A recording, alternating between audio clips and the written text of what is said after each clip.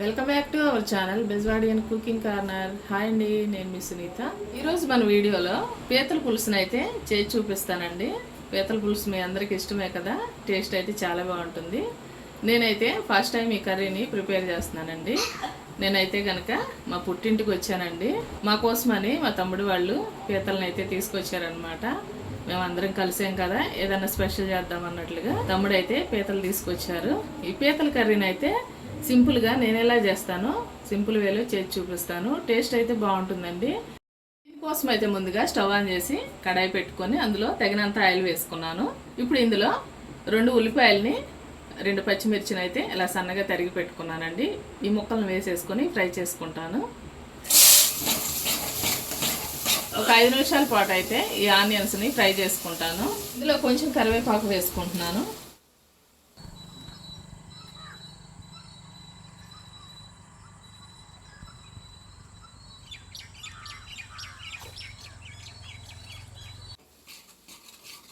ఇప్పుడు ఇందులో 1 స్పూన్ అల్లం వెల్లుల్లి పేస్ట్ వేసుకుంటున్నాను.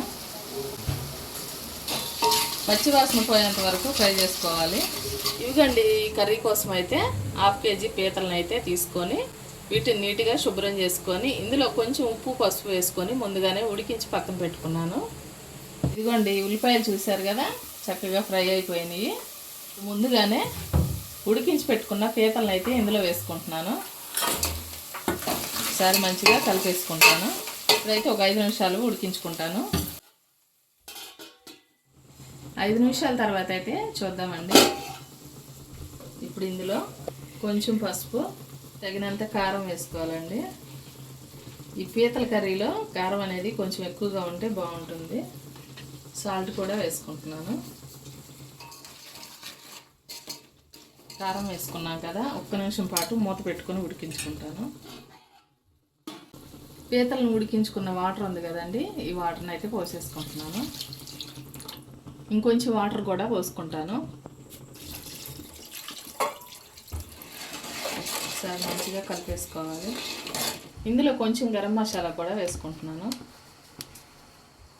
అలాగే కొంచెం కొత్తిమీర,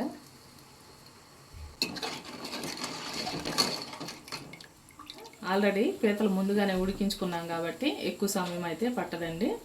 ఇప్పుడు మళ్ళీ 10 నిమిషాల పాటు ఉడికించుకుంటాను.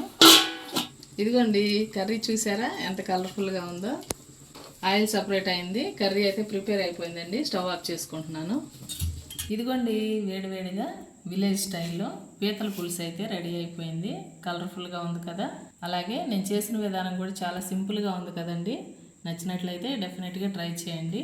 టేస్ట్ చాలా బాగుంటుంది.